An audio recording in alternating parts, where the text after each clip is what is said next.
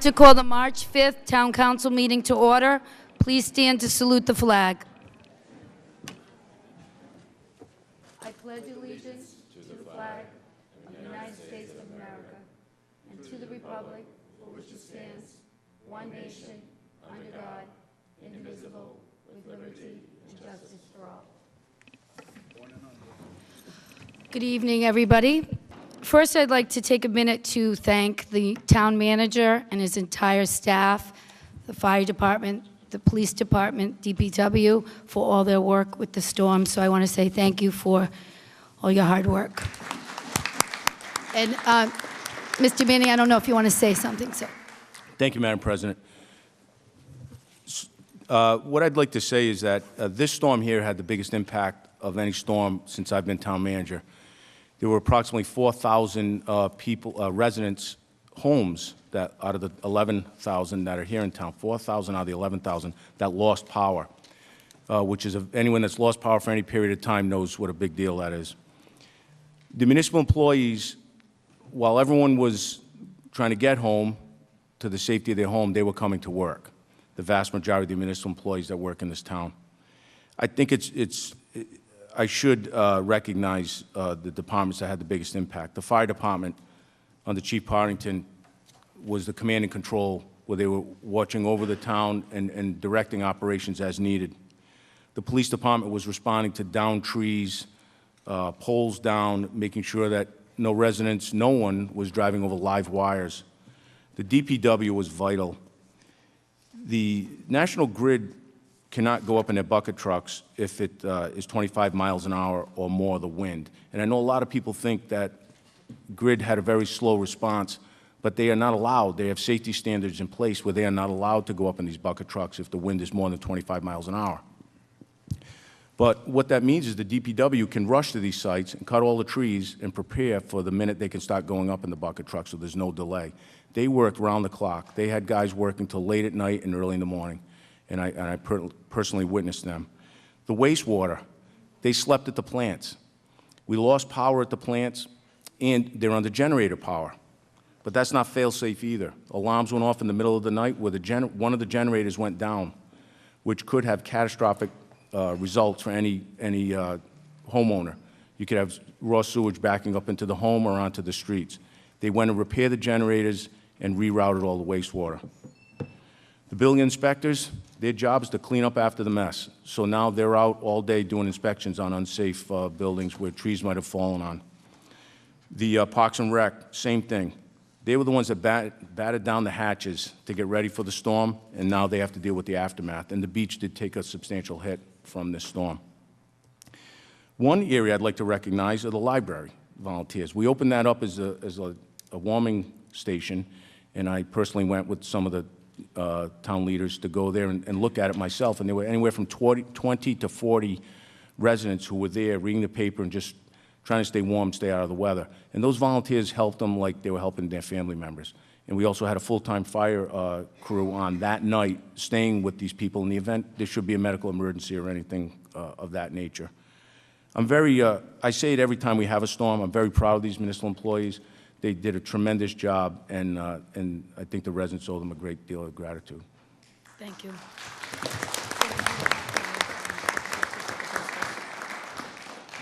Thank you, Jim. The next order of business is the approval of the minutes, February 5th, 2018, the work session. Do I have a motion? So moved. Do I have a second? Second. Any discussion? All those in favor? Aye. Aye. 5-0, motion passes. February 5th, 2018, the regular meeting. Do I have a motion? So moved. Second. Any discussion? All those in favor? Aye. Aye. And February 5-0, motion passes. February 20th, 2018, the regular meeting. So moved. Second. All those in favor? Aye. Abstain, 4-1 with an abstention. I was away. Next, we have the showcase, and we have a very exciting group of Girl Scouts here, so why don't you come on up? Come right up to the podium.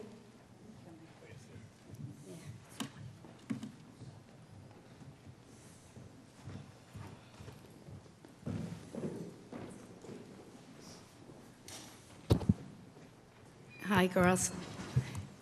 You can go up with them if you'd like. How are you?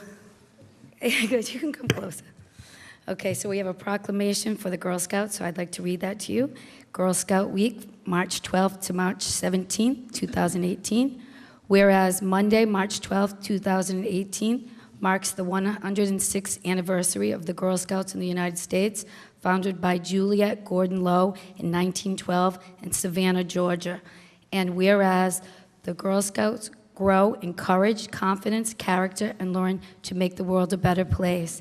And whereas throughout its long and distinguished history, the Girl Scouts, preempted the Organization for Girls, has inspired millions of girls and women with the highest ideals of character, conduct, and patriotism.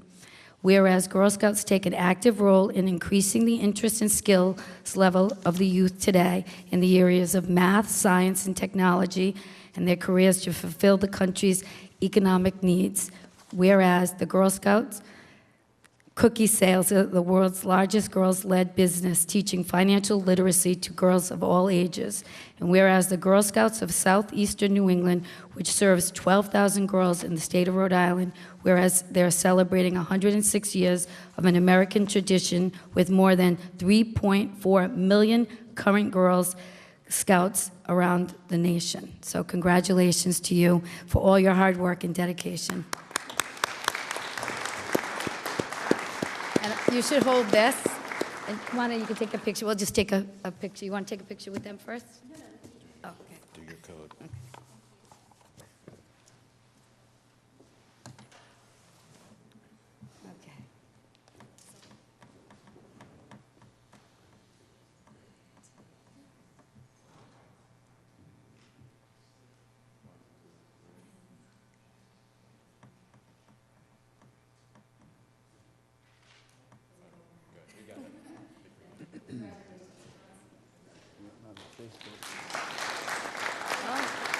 Oh, and it looks like they have some treats for the council.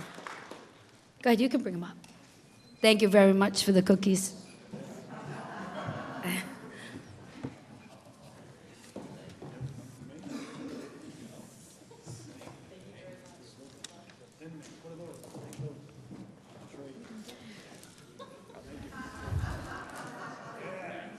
You didn't touch mine, did you? No. Alfred, can you come on up?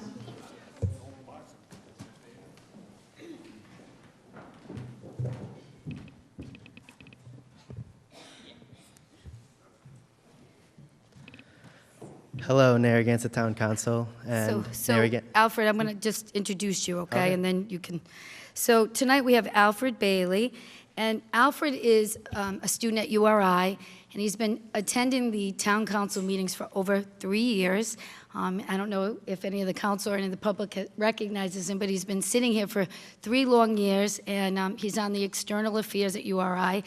And he comes to the meetings, and then he hears all the town issues, and he brings it back to the URI Senate. So I wanted to recognize him and thank him for that communication towards the town with URI. So I wanted to welcome you formally so people know that while you're sitting in the meetings that you represent URI.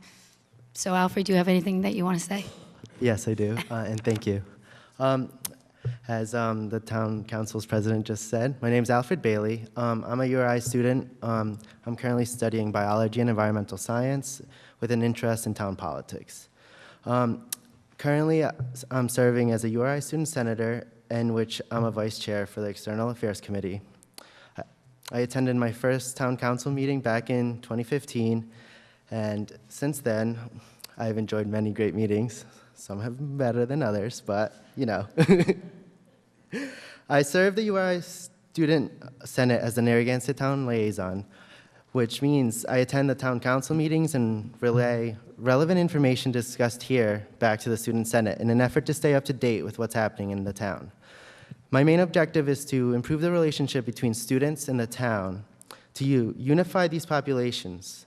I believe we all, whether you are a student or a year-round resident, have a stake in the well-being of this town and the quality of life it affords us all. My committee and I plan an annual fall cleanup throughout Narragansett. And this spring, we are currently planning a cleanup with the help of the town council's president, Susan Cicilline Buonanno. The cleanup will take place on the 21st, which is Earth Day.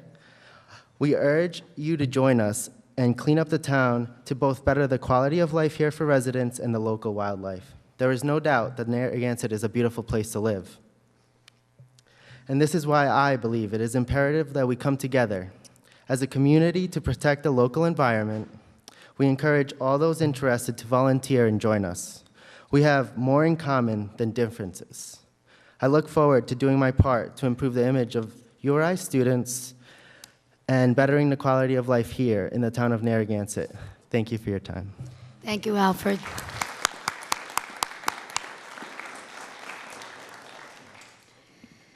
Next, we have the road improvement project, and Mike's here, and he's going to walk us through that.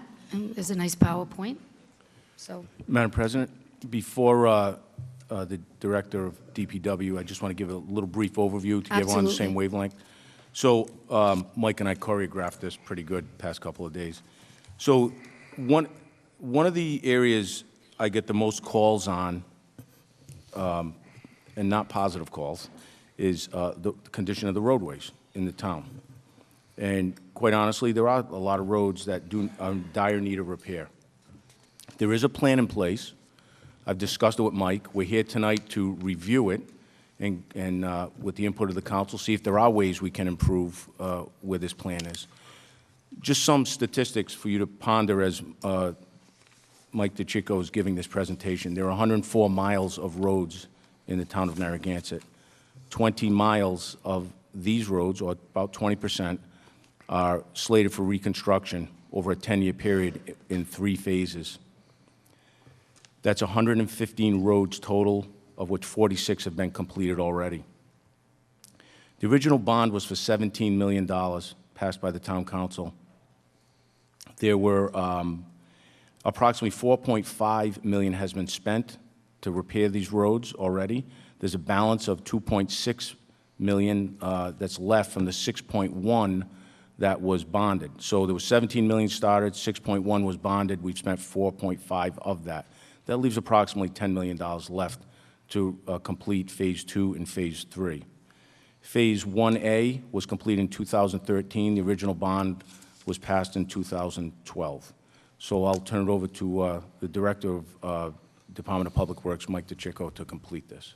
Good evening, how are you? good evening. Good. How are you? Excuse my voice, I got a little sick chasing raindrops the other day, so. But in 2010, 2011, there was a bond committee or a roads committee formed under the previous director, David Ousterhout, to evaluate the need for a bond in town for roadway reconstruction. And Beta Group was they're a company, a firm that was brought in to do a road evaluation of our roads. And at the time, the RSR, which is a road scoring rating, was a 73 for our road system. In 2012, it was deemed that we had a bond referendum for the $17 million. The $17 million was a number that was pulled to repair the worst 20% of the roads within town. The other 80% was still to be reconstructed, repaired, maintained under local capital funding as we continued year to year. Excuse me. The bond was broken down into 3 phases over a given, say, a 10-year period. Phase 1 were roads that were considered to be easier to reconstruct, book jobs, not necessarily needing any type of design or permitting. And in Phase 2 was the first major round of permitted roads with drainage, infrastructure, and upgrades. And Phase 3 roads are a combination of both book jobs and permitted roads.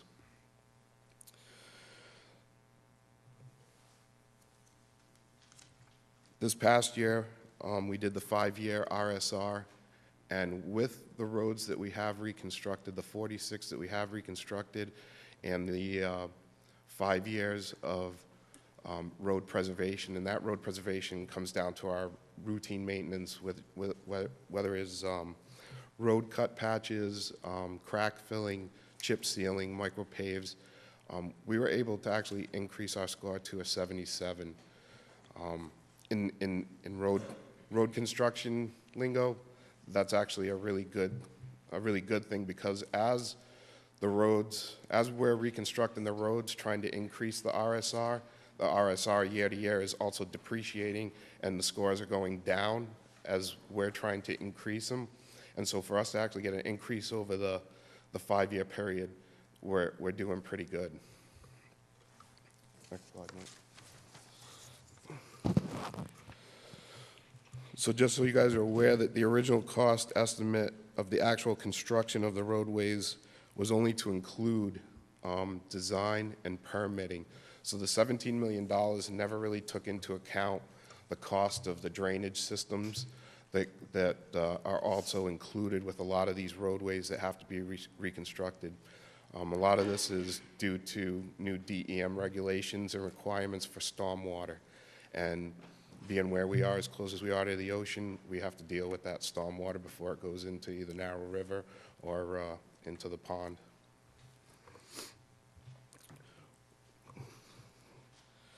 As for sidewalks and as for the sidewalks are only kind of being reconstructed as roadways that have sidewalks in them as part of the bond. Other roadways within town that have sidewalks, we're trying to do where they're not being reconstructed as part of the bond. We're doing those sidewalks out of our regular capital money.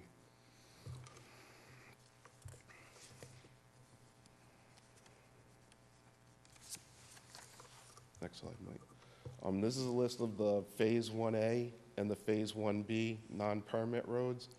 And in Phase 1A, we did 10 roads, book jobs that were fairly easy to reconstruct for the season. In Phase 1B, we did 13 roads, which were also non-permit roads, fairly easy book jobs. And that gave us time to come to the Phase 1B, the first round of permit jobs. And in that round, it shows that we only did 6 roads, but these roads were more complicated with the sophisticated drainage systems that had to go in.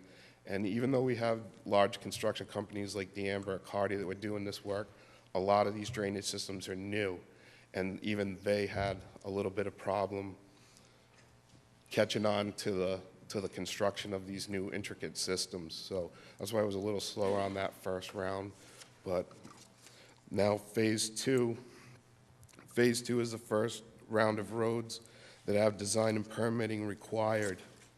And there's roughly 37 roads within that list that require design and permit.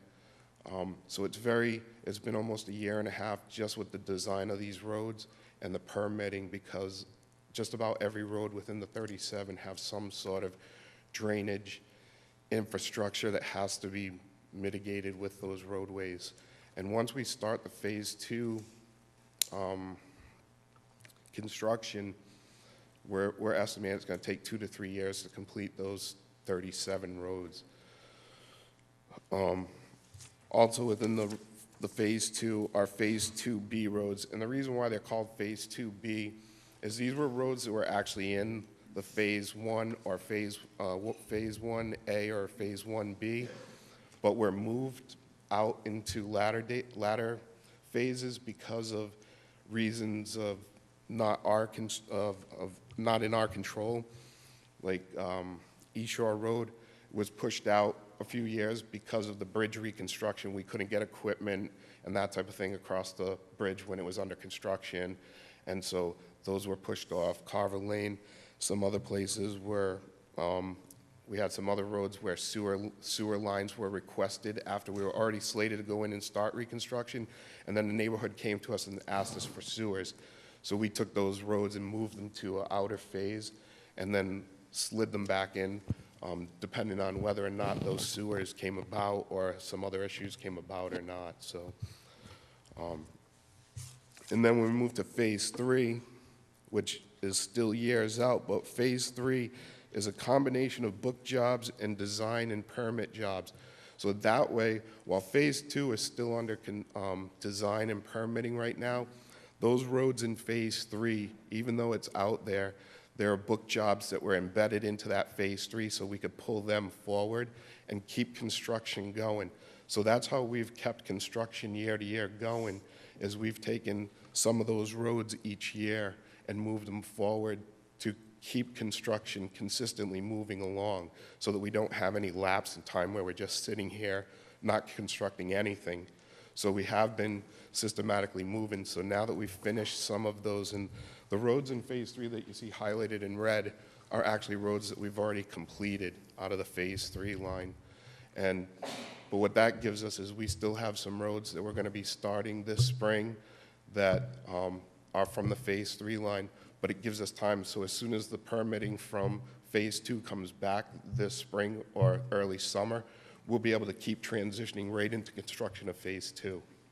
So it's kind of like a leapfrog, but it keeps us moving at all times so that we don't have a lapse in any time. A lapse in construction, excuse me. Mike, can I just ask you about East Shore Road again? Sure. So that got moved out, because we got a lot of activity, people were Right. asking about So- that particular so road. East Shore got moved out because of the bridge project, essentially. put it We back had in? no control over the state, starting the bridge project, and we had no idea. It was supposed to be, I think, completed this year. They were a little bit ahead of time. But what it did is our design of that where it was put into effect, but we've actually had to make some changes to some of the drainage systems. Some of the drainage systems are going to be placed in right-of-ways within East Shore Road, which are now public access that a lot of the residents use. They were above-ground systems, meaning those right-of-ways probably wouldn't have been accessible to residents anymore if we put a big sand filter above ground in those areas. So a redesign was done to move those systems underground, so now they're not even going to be noticeable, and those are still going to be accessible areas to the residents, but we put our systems underground now. And we also have some other issues that have arisen with the East Shore Road area that we're working with Beta Group right now to take care of those issues, because it's not something we want to reconstruct East Shore Road and then go back and try and deal with these major drainage infrastructure. So, But Mike, we're- still staying on East Shore Road, will Yep. that be covered in the bond, all the drainage issues? It yes, doesn't. yes, It will? Yes, it will. Okay. Yep. So when will that be completed, do you think, that particular Right road? now, I just received back the task from the last drainage issue that arose on East Shore Road. So Beta Group is going to start that task and resubmit to CRMC, and we should see that relatively quick on a turnaround. If we don't see it by early summer, we can potentially start construction by the fall. Okay, thank you. So out of the total project, we had 115 roads. That's approximately 20 miles out of the 104 miles of road we have in town. The 46 roads completed to date is approximately 5.1 miles. And on the last sheet here, it just gives it expenses year to year. So FY13, 34,000. 13-14, 573,000, 14-15, 1.3, 1.7, and then 859 for a total of almost 4.5 million. And we had a balance of roughly 2.6, and out of the 2.6, 1.3 million of that is earmarked at the Metatuxet project right now, for the stormwater management project that's going on with Metatuxet, that phase 3. So that's a $500,000 grant from DEM. So that's a matching grant. So we actually are paying for that project, and then we're going to get $500,000 back once that's completed this spring. And so we roughly have $1 million to start construction this fall, excuse me, this spring. And so in the next few weeks, we'll actually be starting Robinson Street and then moving to Lambert and Jean Street and reconstructing those. And then in the meantime, we'll be coming back to council to bond another $5 million to keep the Phase 2 project construction underway. So, And when you mentioned, Mike, the permit, non-permit, so the early Phase 1 roads, the non-permit, they weren't near the water, near a wetland, drainage right, problems. They weren't in the they weren't within the 200 feet of the ocean or the river, which means that we need a CRMC permit, maintenance assent, to work within those areas.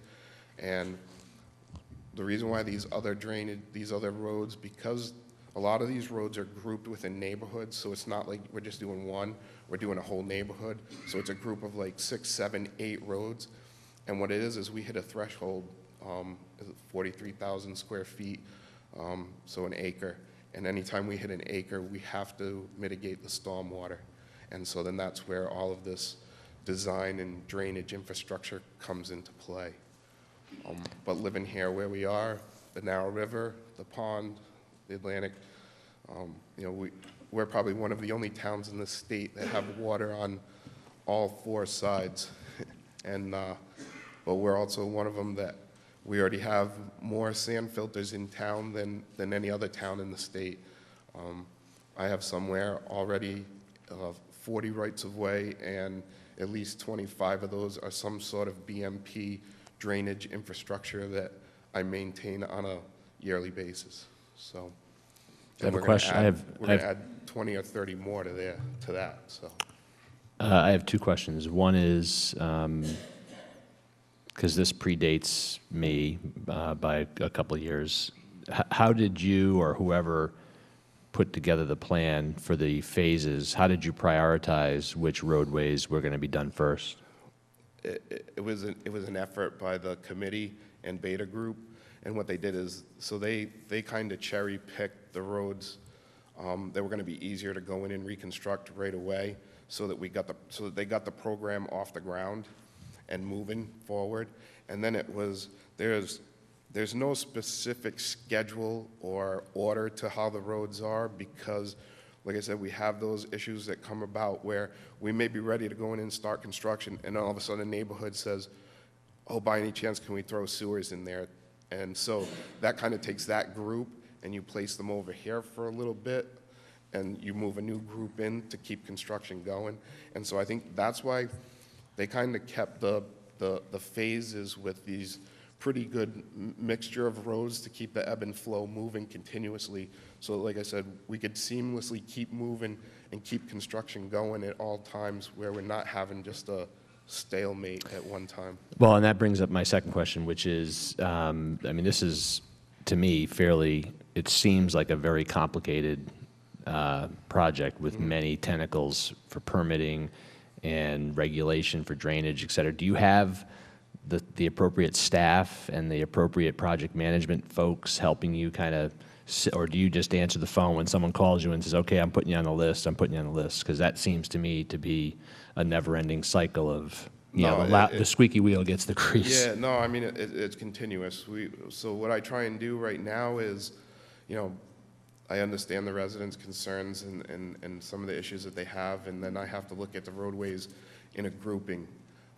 You know, we're trying to reconstruct the roads in a systematic way too. You know, I don't want to go into a neighborhood and reconstruct the road going into a neighborhood before I do all the interior roads first. So we're systematically, you know, north end of town where Patrick lives in the Mushroom Village there, the interior roads have all been completed in that neighborhood, and now the outer roads are the ones that are being designed for reconstruction, and then we'll work our way up Wampum last. That way we're not taking heavy equipment over a brand new road to go do interior work. So there is a systematic to the whole thing. And then what we're also trying to do at the same time too is we're not trying to go into one neighborhood or one section of town and just stay there and reconstruct. we're trying to spread it evenly throughout town so that everybody's getting a little piece of the action, the so-called action at any given time. Yeah, so you mentioned the scoring, which is, I'm assuming this, and you mentioned depreciation of after you've repaired a road, it Yep. becomes, immediately it starts to depreciate in quality, right? That's just is there any, it's like the bridge, Jim is familiar with the bridge, right? You paint it from side to side, then you repaint it, right? Just continuous effort. So is there any benefit for the town to accelerate this program? It seems to me that you just mentioned earlier, Phase 3 is, quote, years away. So, I mean, is there any benefit to the town to accelerate the program and get these things done faster? Well, I mean, the other aspect to that is, like we said, we never had the drainage taken into account. So the 17 million in the full list of roads 1 through 3 here on the phases, we may never finish out to every road on Phase 3 because we may run out of money before we even get there.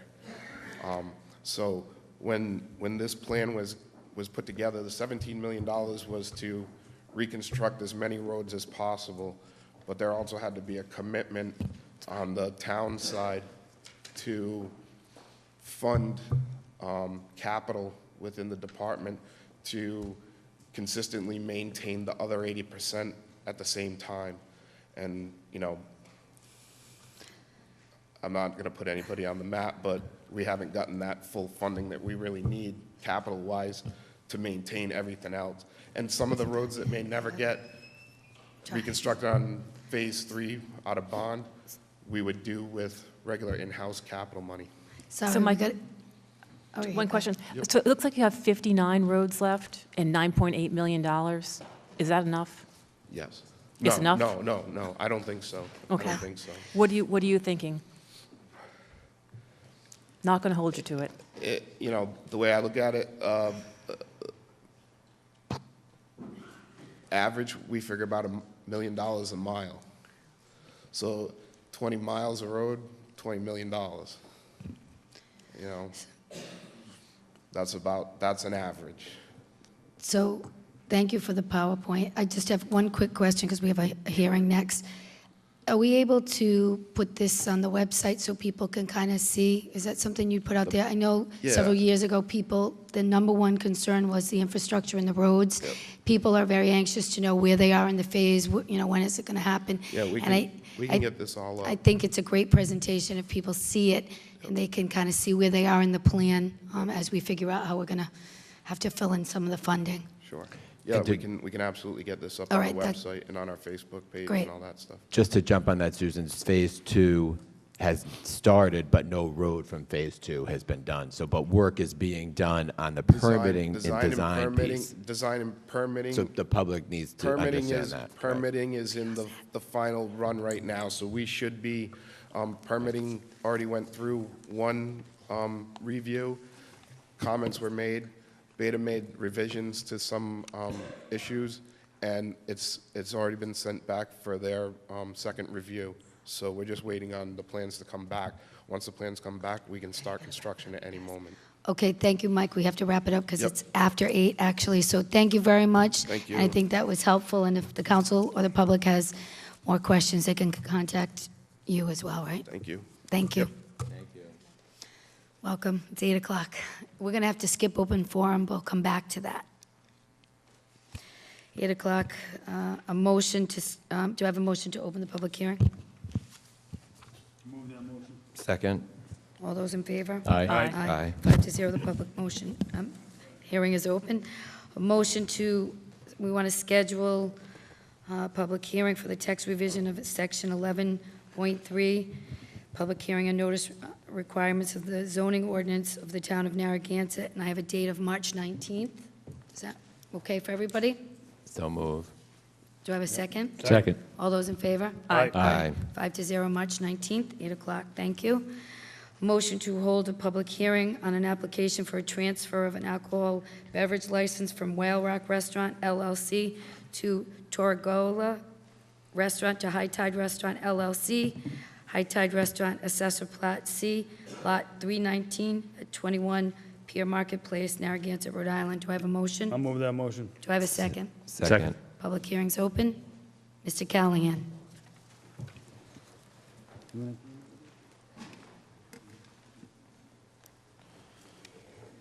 Good evening, Madam President, Mr. Manager, members of the council.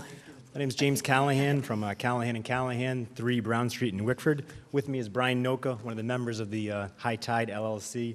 We're here seeking to transfer the liquor license currently held by Tortuga or Whale Rock to the new operation at 21 Pier Marketplace, the High Tide Restaurant. We submitted a draft of a menu, which I think will be far more complex once they finish up the process. I think you're probably familiar with the space itself. I guess it's near the old pit and patio a long time ago. It has 6 bar seats. There'll be full liquor service. And we understand there are a number of conditions already in place for that site. We're not asking those be changed in any way at this time. Maybe they come back later on if things go well, hopefully. We do need to submit a couple more documents to you, including BCI checks for Mr. Noka and Mr. Pettit, the other member, as well as certificates of good standing from Division of Taxation and Secretary of State. We'd ask you approve this request, conditional upon that, and also if you have any questions, Mr. Noka, I'd be happy to answer any of those at this time. I'm satisfied. Any questions from the council? No question. Any questions from the council? All right, with the recommendations, with the following BCI, et cetera, we could approve it, right? So do I have a motion to approve? I'll move that motion. Should I go to the public? Yes, I got to go to the public. Sorry. Anybody from the public wishing to speak? Okay. Seeing none, okay. Okay, good. Do Move I that motion. have a second? I'll second. All those in favor? Aye. 5-0, motion passes. Congratulations. Congratulations. Good luck. Good luck. We'll Thank see you you very again. much.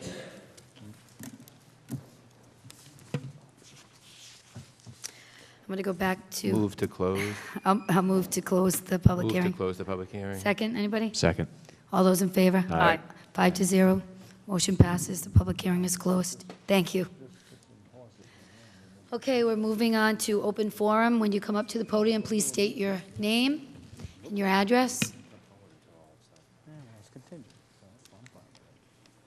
My name is Stephen Garfinkel. My address is 220 Boston Neck Road, which is the corner of Boston Neck and the north side of Star Drive West.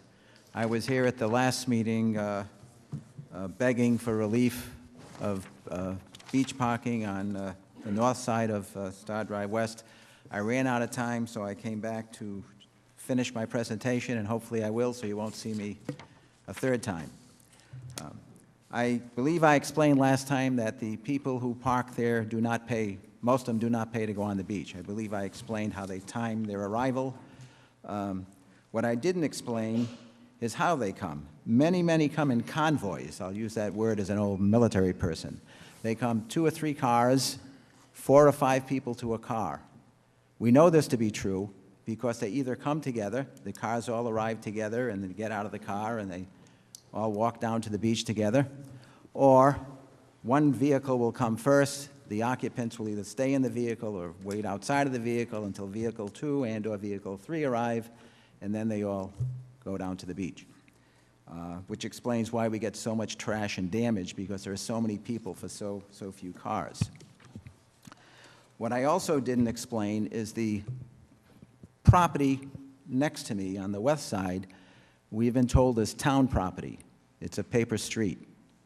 In the summer, it's overgrown with beach grass and other vegetation. It is a favorite dumping spot because you can't see it when they throw things over the beach grass or through the beach grass. And things have been so terrible the last 4 or 5 years that in December, when everything dies, my wife and I have gone in there and have cleaned it up. And we're not doing this because we're good citizens and we want to do free maintenance work for the town of Narragansett. We do it because, one, we are concerned with the looks of our property, and we don't want it to look like our property is located right on top of a town dump.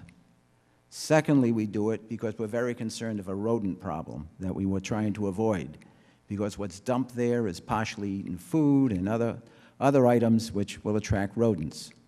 Well, this year, the winter came too early, and although we spent many hours cleaning it up, we haven't got it clean. So I'm requesting you as the town council to order the appropriate town department to come in there and finish cleaning your property, and maybe they can report back to you as to what is in there, so you will understand why we need relief from this situation. The last item, and I'll make it quickly, is my wife and I are approaching the age where we're either going to have to sell our house for health or financial reasons. We've been told by real estate agents that the best time to sell a house is in the summer months because people want to be in You'll have before to finish school. it up, sir. Pardon? You're running out of time. Okay, if I have 10 seconds more. Go ahead. If I were coming to look at my property in the summer, either through an open house or with an agent, I would never get out of the car to look at the house. With all the trash and the damage and the cars blocking driveways on lawns. Thank you. You must, again, we're pleading with you, you have to give us some quality of life back. So, Jim, thank you, sir. Can we keep an eye on Star Drive? I know we restricted it, but to this gentleman's point, if we could check in that area to make sure it's cleaned up, that'd be great. Thank you. Anybody else wishing to speak? Stanley.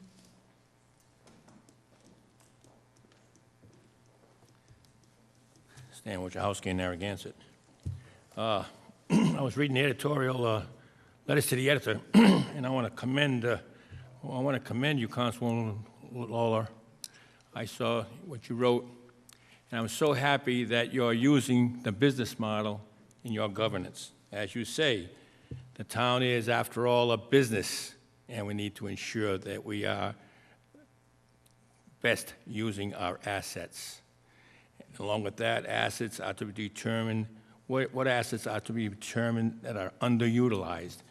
I think I'm so happy to hear that we're moving towards a more of a business acumen rather than the typical government idea where we just do things for people that show up here and start yelling and screaming about this and about that. Yeah, we want to give everybody something, but we have to pay attention to costs. And when I look at specifically the Clark Road issue, what do we have? A $2 or $3 million piece of property over there, and probably need a $500,000 update on it. Does that seem right to spend a $500,000 when you might only have 20 or 30 children there? It just seems so right that we should partner up maybe with South Kingston and therefore save ourselves $500,000 plus. So we have to look at alternatives, and this is a start. Look at alternatives, get the input. But right now, it seems that we have an underutilized spot there, and financially, it doesn't seem to be appropriate at this time to continue, and we must look and seek out alternatives. The tax dollar has to be taken into consideration over there.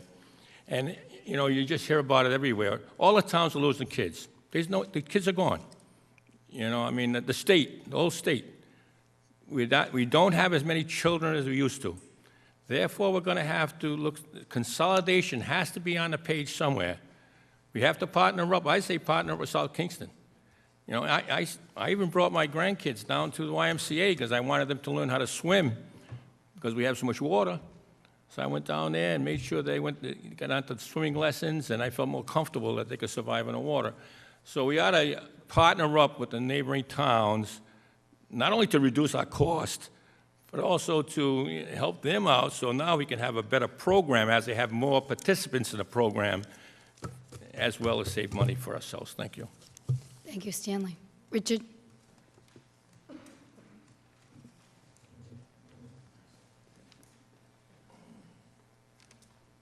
Hi, Richard Vangermish, 55 Osceola. I'd like to urge those interested in keeping green recreation fields at the town parks and recs departments complex at Clark's Farm to form a Friends of, get my reading glasses on or not, of recreation fields at Clark Farm. This group could raise funds to improve the fields. Let's say this doesn't happen. Sale of these fields must await the actualization of, 1, the new and old libraries, 2, the movement of the senior center to the old library, and 3, the movement of Parks and Recs to the senior center. This is a domino effect. This may take 5 years to do. Any sale of Clark Farm Fields must wait until 1, 2, and 3 have been accomplished, or what we have is a Ponzi scheme. And I sort of think it might be a Ponzi scheme. This has to follow 1, 2, 3. You can't sell it, get the money, and then say maybe the other stuff won't work. So we have to be careful of this. Let me once again express the Narragansett Town Finance Committee's desire to be an active reviewer of all long-term funding issues. We believe the Finance Committee is able to be a much-needed sounding board for these long-term financing projects. This deal, I suspect, is more like a Ponzi scheme.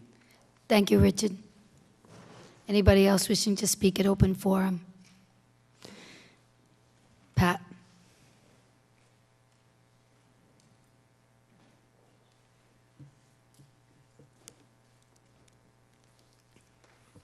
I'd just like to make a comment on the new lighting at the cabanas at the beach. 3 or 4 years ago, I know some security lighting was put on the north pavilion facing south into the parking lot. I noticed a new pole put up about a month and a half ago, the north end of the parking lot.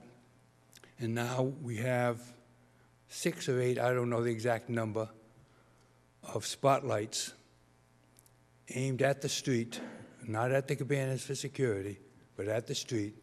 And it really looks like a prison camp. And whoever designed the lighting should have been fired before they ever got to the job, because it's an atrocious entrance into our town, these spotlights, and they should be removed. If you're going to put spotlights, put them aimed at the building for security, not out to the public road. It makes absolutely no sense to me. That's all I have to say. It's really disgusting. Thank you. Anybody else wishing to speak?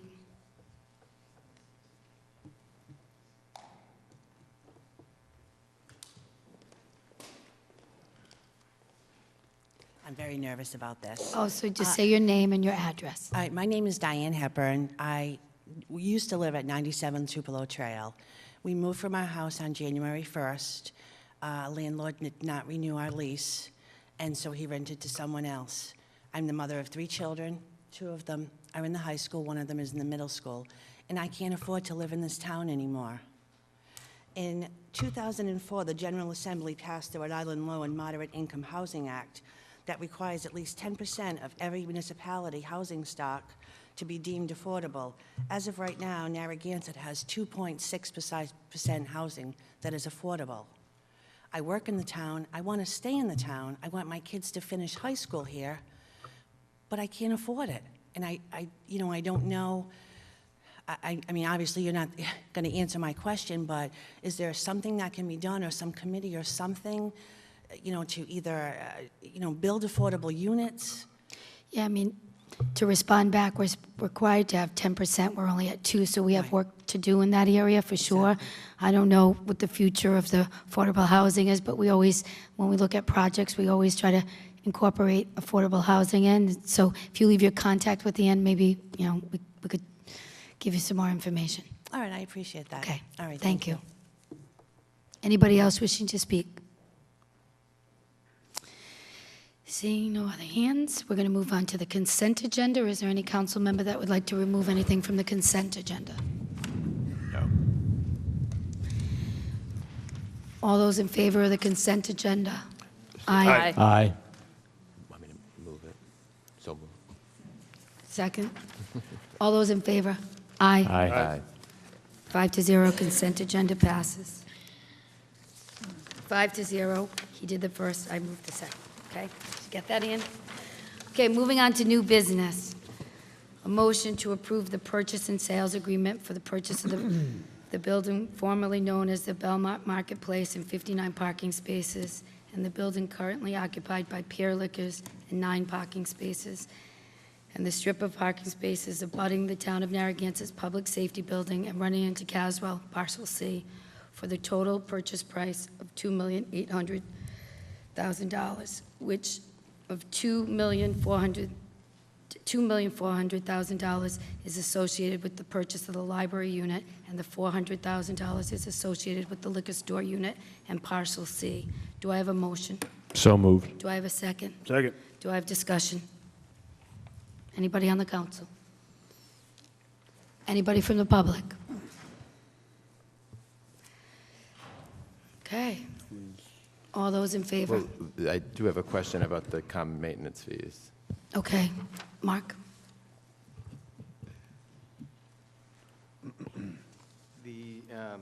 I don't know if you're on, actually. Matt, if you look at section 2.3 of the purchase and sales agreement, you will see that that is part of the contingencies that the shared maintenance and easement agreement will be negotiated and either agreed to or not during the defined period for inspections, which for all intents and purposes is a walkaway period. So if the town determines in the 60 days that are set forth with a 30-day extension period, if needed, if during that time the town finds that they've uncovered something because of inspections, or they deem it not suitable, or we can't come to an agreement on the shared maintenance or easement agreement, then the deal is unwound and the parties part ways. So the shared maintenance and easement agreement has not been negotiated at this point. Any other questions? Any other questions from public? Pat? Not questions, comments, actually.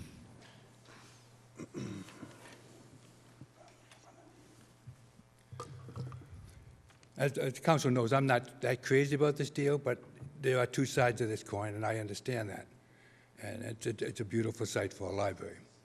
I've raised some questions with the council through emails as to the situation with the parking regards the liquor store. One, from everything I have heard, I do not know when the liquor store lease ends.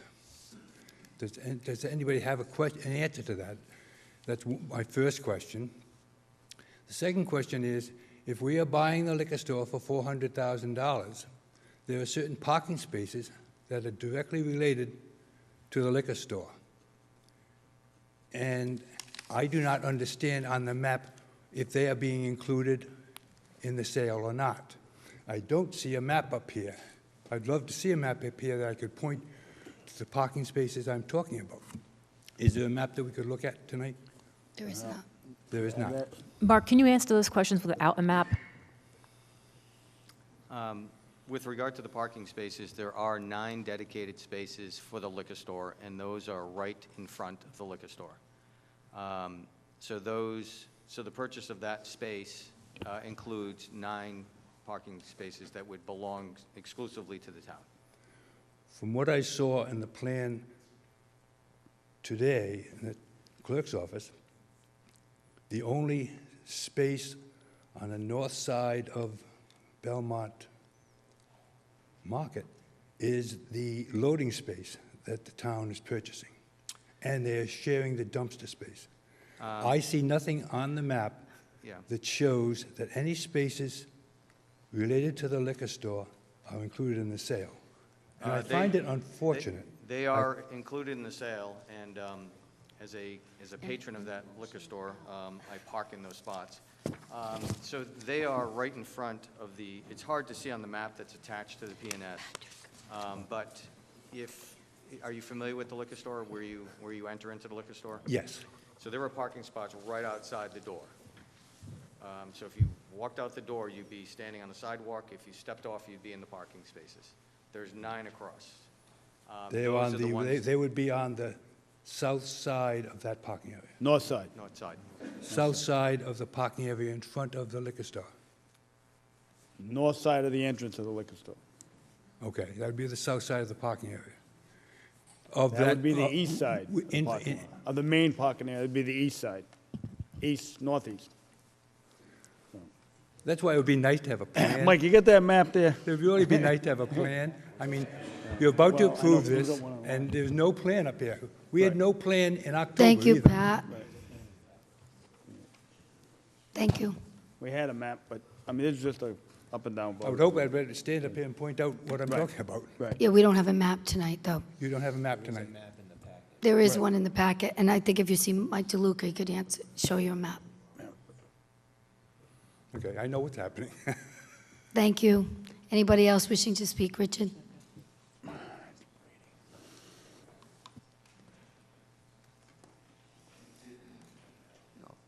Just to reiterate the point I just made, I'd like to see a timeline here, how long it's going to take to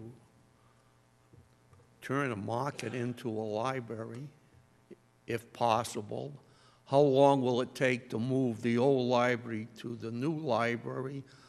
How long will it take the old library to become the senior center? And how long will it take the senior center to become the Parks and Recs Department?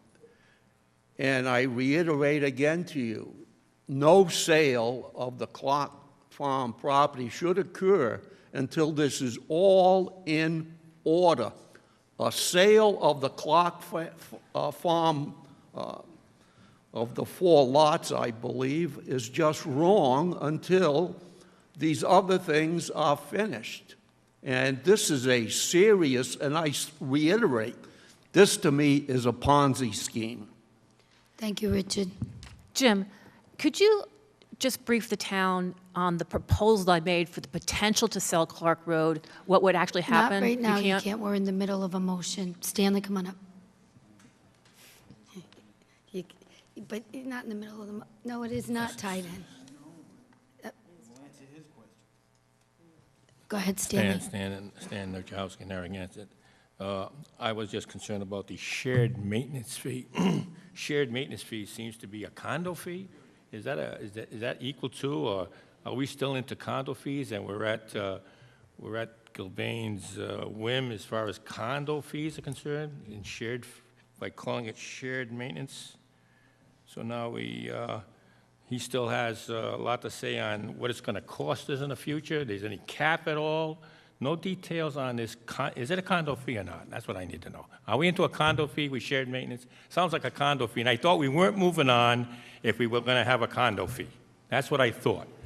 I thought we were going to make sure we owned this thing. It was all ours. It was all set, and we were totally separate from Gilbane, so we'd have no business interest with him such that he could, I'd say, take advantage of us, maybe?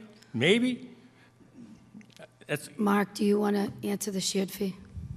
Or as much as you can at this point, because we still are in the middle of the negotiations. It's not a condo fee, clearly, because we're not buying a condo, but the expenses to be discussed, Stanley, are expenses that that are common to the area. So, you know, we're going to have easements in and out of that entire plaza from many different entrance points. So we need to address the ability to access those, and if we have access to those, then we have arguably a right, an obligation to maintain some of that, or share in some of that maintenance expense. The same goes for lighting that may not be separately metered, and expenses such as those. So there are common or shared expenses that we need to discuss and negotiate. The fact that we're maintaining, we need to call it off until we do not have any business with Gilbane. We own this thing. Separate the utilities. Separate what you got to do. Get a line there. You get a line there.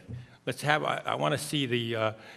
Let's get a survey out there. Give us a line where our property is, totally separate from any Gilbane financial input, because I can understand, he's going to get the financial whizzes out there to cause those expenses to be, oh, your utilization so much, you got to pay 80% of them, because you got all the parking places. You're the one that's utilizing all this stuff.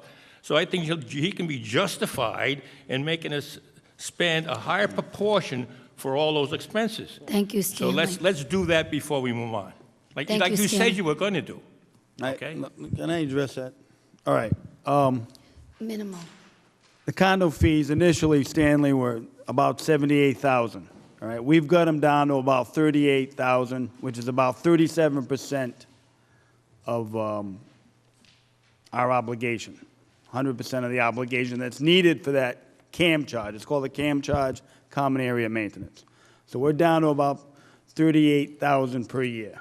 Okay, so we're still negotiating. We're still going through the process. At the end of that 60 days or 90 days, if we need 90 days, we can still pull out of this deal if we do. It's contingent upon satisfactory CAM charges. So this is contingent. I just want to ask you, I praise you for at least cutting it down, but that's just verifying what I'm saying. Thank you, You cut them Stanley. down. You can't- Now, in the future, do you have that option to cut them down? You can't just walk up to the podium I again. know, but It's a I wanted to second- answer this question, you know, I mean, I know, I but should have you've already stayed. been up once. I just want to answer. I'm worried about the future, Okay. of what he's going to charge. Me too. Okay? Okay, I'm thank definitely you. worried about Thank the you, future. thank you. Yep. Anybody else wishing to speak? Paul?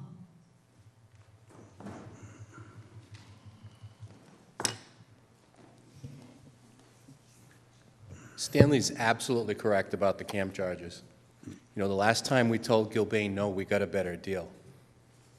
And I think the fact that we're saying, well, we have to be responsible for something, we're negotiating against ourselves. You don't get what you deserve, right? You get what you negotiate. Patrick, you're the hero of this whole thing, getting a better deal. I wouldn't say that. I would. You got us the best deal possible. So don't stop now. If you vote this down, you'll get an even better deal still. So I'm because- going to respond to a number of things. One, I'm going to remind the public that 5,800 people voted for this bond. That's the first thing I want to remind everybody. So although I respect and encourage people to come to the podium, 5,800 people voted for this library. Number two, you're not involved in negotiations. Our town solicitor is, and our town manager. The fact that Patrick, yes, did a great job with those common area charges, that's great. The town solicitor has also done a great job building into the agreement that we have 60 days to continue the negotiation. So you do not know the details. What you do know, though, is that we have 60 days to work through these last few fine points. The day has come, which is right now, to make a decision on this purchase. Right. I mean, 5,800 people voted for it. I just like to expand one thing. See, I don't know what happened to the picture there, but anyway, the approaches to that marketplace is, you know, from Narragansett Avenue, Kingstown Road, and Castle Street. And, you know, we're kind of an island. Even though we will own that lot outright, we're kind of an island there, and we still have to, you know, assist and pay, unfortunately, some type of duty to Gilbane to access that building, okay? I mean, it's not a perfect solution, but we're not in a perfect world, you know? But this is a lot better situation than where we before us now than where we were back in October. And we're still working on it. So this is fluid here. So can I have a little time back? Yeah, they took yours, so absolutely, I set it back for you, Paul. Right. So, Mike, I know 5,800. And you're going to speak this way, and you're not going to speak, you're going to speak directly. I know to- 5,800 people voted for the library. We're trying to get the best deal. In my opinion, and no, I'm not privy to any of the negotiations, but past history, we got a better deal when we walked away. When we start down the road, it's going to be harder. We have less leverage, in my opinion. So I'm actually saying I want the best for the town. The library is probably going to go through there, and the more steps you take towards it, the less leverage the town has. And that's my concern. Right. So I'm hoping we can get the best deal out of it. And, you know, as far as the Clark Road thing, it's very interesting how that's tied to the library, but, you know, the proposal is just to look at it, Yeah. from what I read. And so, I mean, there's just this out-of-control spin around it. So it's not really linked to the library, so we shouldn't link the two, but it's become linked for some reason, Richard's comments. So just wanted to point that out, too. But I think we should have a good library with the best deal that we can get. So that's my only concern. Thank you. Anybody else wishing to speak?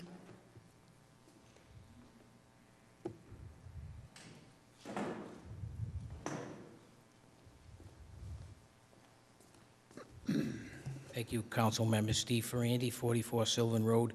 I just have one question from the write-up, and it says, $2.4 million is attributable to the bond, but the extra $400,000 for the library is attributable to the liquor store, parcel C, the source of the funds of financing which is to be determined. Does that mean we have no idea where that is? $400,000 is going to come from, some kind of town money, or is it? I know it probably can't be part of the bond, according to this. So Mark, we're going to it's kind of like, if you enter an agreement. Now, if that's still negotiable and that can be something that can be negotiated upon, I can understand that. But if not, You're correct. You cannot use bond funds unless it's designated from the outset to be part of the library. And since the council has not determined that retail space will be part of the library at this point, then bond funds cannot be used. So at this point, it'll either be financed by the town or it'll come from some type of capital account from the town. But it'll be town proceeds, not bond proceeds, that pay for that $400,000. okay. I can understand. I mean, just something that people should think about. And believe me, I want the best for the town too. Everybody knows we want a nice library, but just want to try to get the best deal possible. So maybe some of the library people can ask Mr. Gilbane if he's willing to budge on that particular figure. Well, for the record, the liquor store for $400,000 has a 10% capitalization rate, so it's not a bad deal. Thank you, Steve. Being in the pier, so. I understand that, Patrick, but we're Okay, we trying can't go to- back and forth, Steve. Anybody else wishing to speak? Okay. Guys, can you help me out a little bit? Yeah, was this guy up? Can you help me out? This is the second time. Pat, this isn't the second time on the library. This is your first time on the library, correct? You haven't spoken on the library motion. I have. Then you can't come back up. I just wanted to follow. No, up you and can't talk come to back my- up, Pat. Sorry. Anybody else wishing to speak? Okay, at this point, we've heard from the public, we've heard from the council. All in favor of the... I can't say anything. Oh, well, yeah, of course you can. So, You've been all the way along. these bonds work is we as a council put it out to the voters, and there's a gatekeeping process there, and there's discussion about whether or not it should go to the voters or not. That's step one in the process, and we did that as a council. The old council did that. We've done it with other bonds in the past. Then the voters vote, and we get a feel for what the public is willing to borrow, and generally, they've been about 2/3 of the vote. The last three bonds have been all in the same ballpark. The part of this that there's a third step in the process. After we're authorized to borrow the money, then we as a council have to really look at it closely, see if it's something that's affordable for the town and if it's a good deal. That's where I said, when we were first looking at the whole library thing back when we were acting to put it out to the voters, I said, Plan A is the IGA building, but if it's not a good deal, we still can do the existing site. When we were in our negotiations with Gilbane, when we got to the appraisal phase of this process, our appraisal came in at 2.045, correct? 2.045 was our appraisal? That was our appraisal. We asked for an appraisal, 2.045. And the appraisal from the other side, the appraisal from Gilbane was at 2.4. And at that point is when I really started to peel off from the IGA Belmont building part of this, because there's a pretty big gap there. And that's when I did. I mean, that was kind of when I started to question this. And I think as a council, we have not been doing that. We have other options. We have other ways that we can do this. We have two other bonds people get very upset about for pieces of the school bond. They felt there was waste. The school went into its school fund balance to make that bond happen. We only were taking the taxpayers were only borrowing 1.8 million compared to here we're talking about 5.8 million. I don't think it's a better deal to get the liquor store. Now we have the issues associated with the liquor store and its lease that ends in 2.5 years. And $400,000 that can't be attributed to the bond because it's not going to a library use. So I just think we've failed on that front, and it's been a very divisive issue, and I wish that we could look at a more modest proposal where we can work at the existing site. And that's what I felt. I didn't feel that way from the beginning. I said if we can get a good deal from Gilbane, but well above the assessed value, above our appraised value by quite a significant number, and I'm disappointed if we vote for a purchase and sales agreement without any condo fees, and it's a variable 2.3. I mean, we should iron that out before we vote on a purchase and sale. Thank you, Matt. I agree with Matt, and from what Patrick had said just about the shared fees that are out there, it's the same. It's not even basically, it's the same deal that Patrick, Matt, and I voted down last year with those numbers. Well, they did pull back on some. But, yeah, some, but it's the same deal, Pat. So I think that right now, I know that we can get out of the deal if it doesn't come to the common fees that we agree upon. Right. But I guess I am questioning, why do we want to sign a purchase and sales until we have an agreement? It would be a little misleading to many people who wouldn't understand that all of a sudden we're backing out, should we not? Because it's my understanding that Gilbane Corporation has drawn the line, that's the number that they want. And again, that's a number that we voted down last time because Pat, you did a great job. You're too modest. We wanted to make sure that there were no ties in, there were no condo fees, and there are no shared expenses tied into Gilbane. However, what this is, it still ties us in there, and it also gives them the authority to be able to increase over the year. So although it might be the number that you mentioned tonight, this year, you can't even say it might be. It will be more the following years, and that's what my concern is. So why not just take some more time, have Mark go back, speak with them, see if we can get that dollar amount to where we're comfortable? Because right now, if we were voted on it, we'd be voting on the same deal that we turned down last year. Well, okay, if I may, let's get back to the appraisal. The new appraisal for the combined market liquor store was 2.77. And the purchase price is 2.8. So the new appraisal is a lot closer to the purchase price than the previous deal.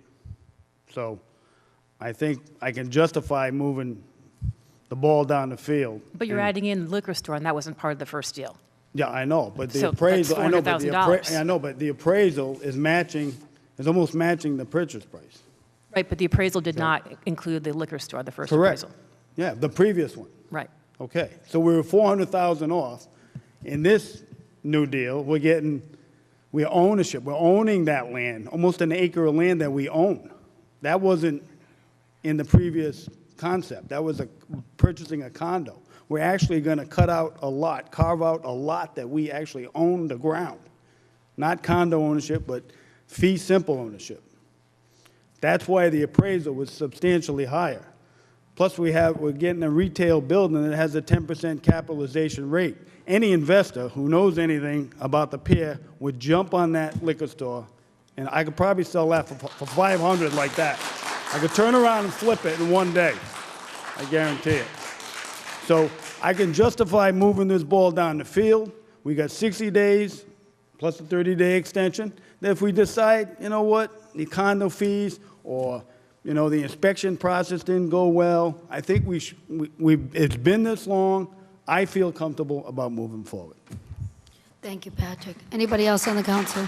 Anybody else from the public or from the council? At this time, all those in favor of the motion in front of us signify by saying aye. Aye. Aye. Aye. Those opposed? No. No. 3-2, motion passes.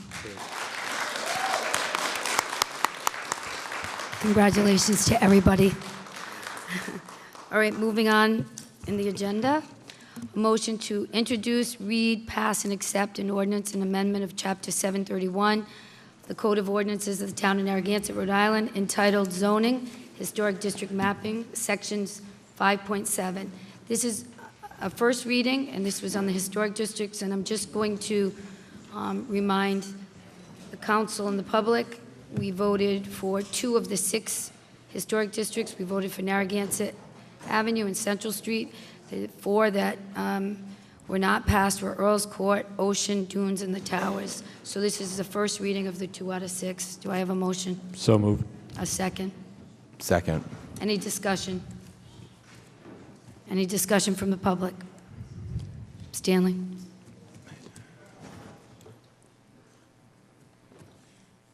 Stan Wojciechowski, Narragansett. I spoke before about potential decrease in property values by being designated a historic district, and a friend of mine, Mr. Cutting, got sick, and he actually found some data to support that. In this, it says here in 2011, study of property values before and after the creation of historic districts in the Boston, Cambridge, Quincy area. Martin Heltzman and Jason Altieri of Clarkson University found that the creation of a local historic district, on the average, reduced home prices for homes in that district between 11.6 and 15.5. So I just wish we hadn't jumped so quickly on something that sounded good with more, just getting more data to verify that it wasn't going to impact negatively on so many people. And I'd just like to give you this if I can, because he's not here, so at least you have some data here to support that this is not the best thing that could happen down the road. You could give it to the clerk. Thank you. Thank you, Stanley. Anybody else wishing to speak on the motion? Meg? Thank you, Council President. I would just like to remind my fellow citizens of something that occurred after the vote. After the vote, Councilor Mannix graciously took the time to explain why he voted as he did. And after his vote, he stated, quote, "There's a high burden, property rights versus preserving history. I came at it through that lens, and that the burden has to be high for preserving the historical areas." Yet his vote not to protect Earls Court and Gibson Avenue is inconsistent with both his criteria and the facts. Specifically, Councilor Mannix asked, is this area a natural extension of a historic area? Answer, yes. Earls Court is already designated as a voluntary historic district. Next, he asked, is this an area that has, quote, a lot, end quote, of history? Yes. According to the Rhode Island Historic and Preservation Commission, Earls Court and Gibson contain some of the most significant density of meaningful historical architecture that the HDC sought to protect. Out of the 8 remaining McKim, Mead, and White properties, 4 are on Gibson Avenue. The rest of those properties are, to highlight the density, 37 Earls, 1900, 46 Earls, 1886, 50 Earls, 1903, 51 Earls, 1886. And I might add that 46 Earls is the Tower House Bed and Breakfast, which took its last reservation and has closed in February of 2018. 51 Earls Court is the Earls Court Water Tower. 41 Gibson is the Wolf Aaron House, 1890. 51 and 63 Gibson, Kantara Green, and the Sherry Cottages, 1888, National Register of Historic Places. And of course, 144 Gibson, what's left of the Joseph Peace Hazard Seaside Farm, Druid's Dream, 1884. Lastly, Councilor Mannix asked, is this an area that we are going to be able to look a constituent in the face and say, because this is an area where there is such a high historic concentration, that we did put this restriction in on property rights? Question mark. In fact, the Earls Court District in Narragansett was designated and listed on the National Register of Historic Places in 1982. Imagine, just imagine that Earls Court is historic enough, almost finished, for the National Park Service, but insufficient for some in this council. You can't make it up. So respectfully, I would ask, how can you look a constituent in the face knowing that you voted not to protect this very high concentration of Narragansett history? Thank you. Perhaps it will take another landmark on the late Ted Wright's trolley tour raised, another bed and breakfast closed and developed into student rentals, that this is another failure to protect and preserve. Thank you. Thank you. Richard?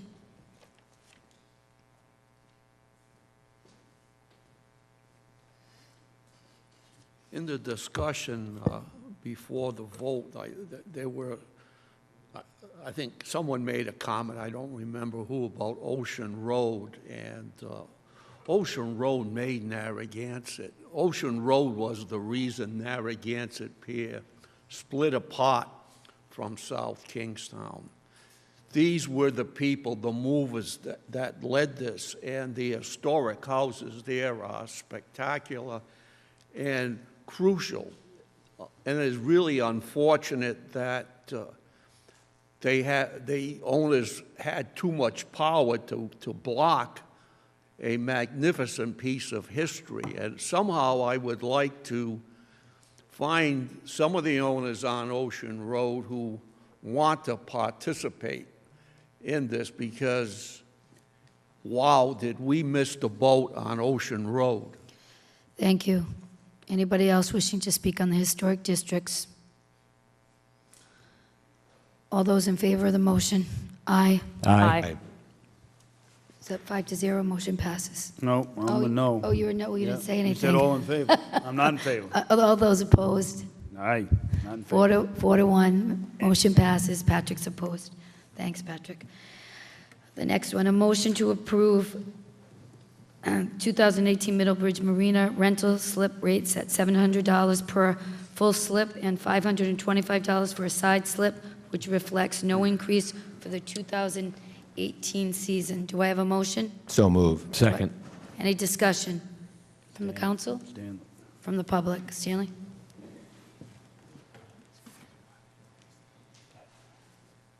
I think if, I thought I heard that Middlebridge was underwater or didn't make enough money to pay for its bills.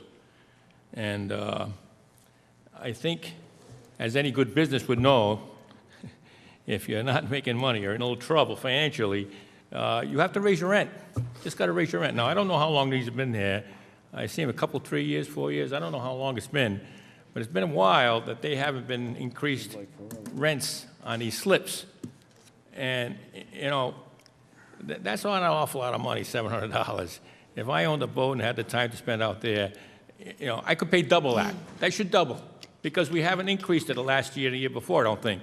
So it's time to double these rates so we can try to make up for the money that we're not making enough over there. So let's reconsider this. Again, finance, business-like.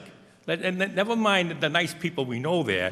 We like them all. However, we got to pay our bills. Therefore, it's time to double these fees right here. Thank you. Thank you, Stanley. Steve, I don't mean to put you on the spot, but can you come address this, because Middlebridge is not losing money?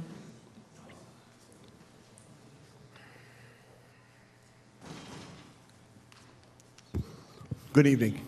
Hi, Steve. The question is, Could you please address whether or not Middlebridge is losing money right now? Are we losing money on Middlebridge property? I mean, there's a marina that, I mean, the UR rowing team, the kayak operation, the marina. On an annual basis, we're taking in, we just signed a 5-year lease with the kayak. So we have a 5-year, we have revenue coming in from the kayak, we have revenue coming in from the marina, and we have a annual rent coming in from the kayaks, I mean from the URI crew.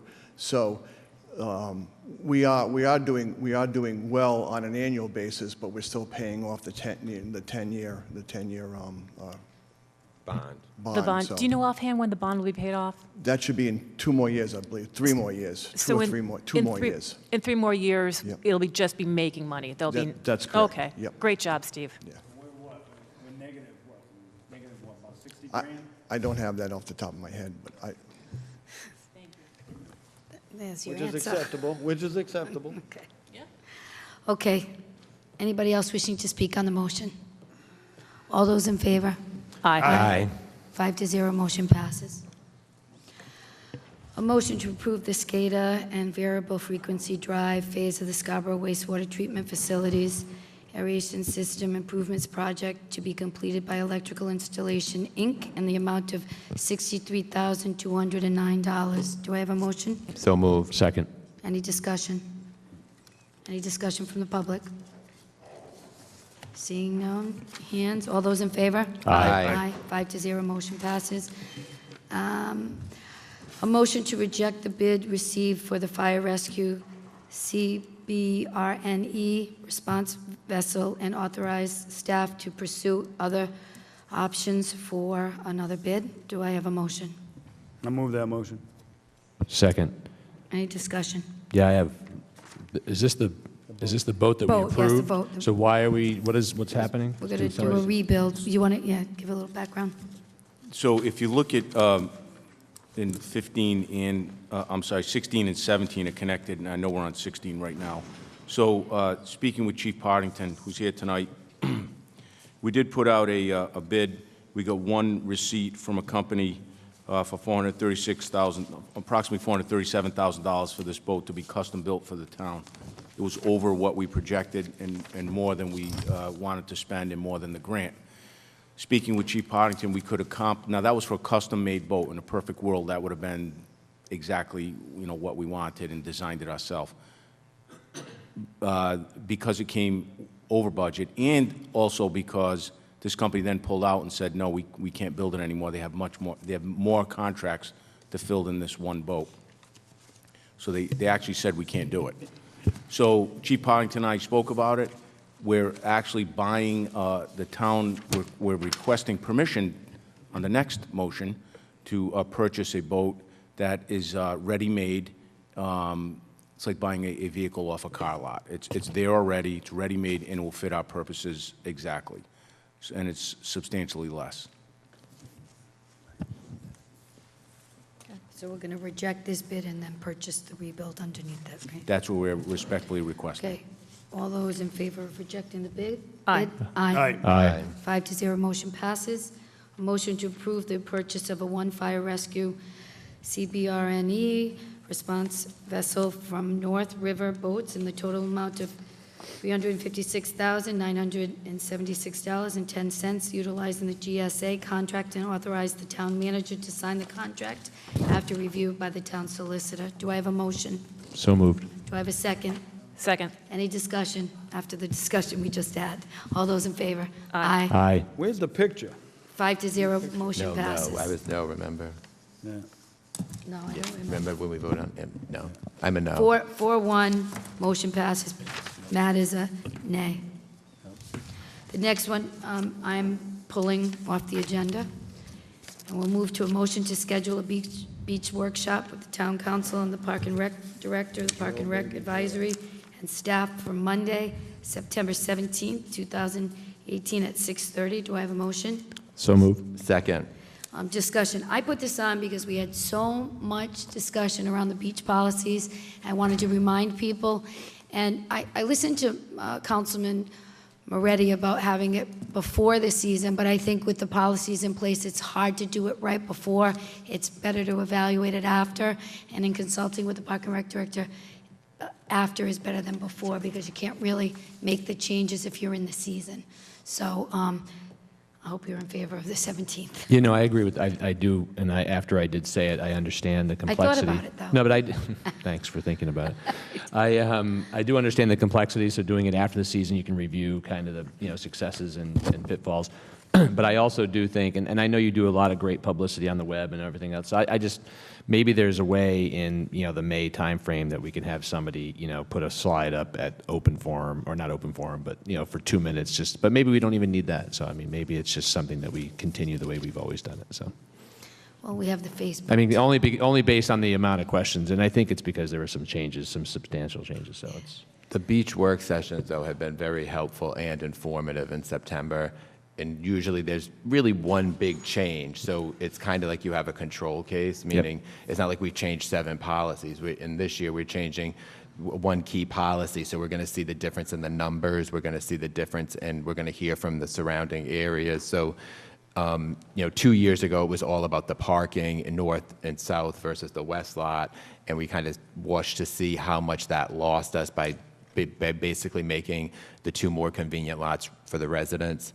So I know it's only a scheduling, but because I think it's important for us to articulate these things, and I just have found the work sessions on that helpful and very, very well attended. So. Thank you. Well, Okay. hang on, I just want to make a point. Since we changed the whole non-resident pass. This is a motion on scheduling, Yeah, I know, you I know, guys. but Stick to the I just want to motion. mention one thing about the transferable $75 pass.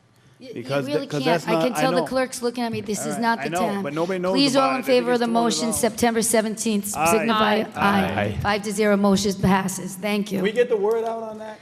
Okay, the next motion, a motion to appoint or reappoint an individual to the Board of Canvassers for a 6-year term which expires on March 1st, 2024, and it presently is Richard Bourbonnais, so I'd like to just have him reappointed. I move to reappoint Richard Bourbonnais Second. to the Board of Canvassers. And there's a second. All those in favor? Aye. Aye. 5-0, motion passes. I just have a couple of announcements.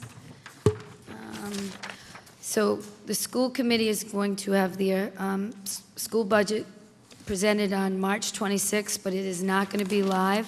So they're going to have a rebroadcast on March 29th at 12 o'clock and 7:30, and then on March 30th at 12 o'clock p.m. So if you'd like to catch it then, you may. And that's it. A motion to adjourn. So moved. Second. All those in favor? Aye. Aye. Good night.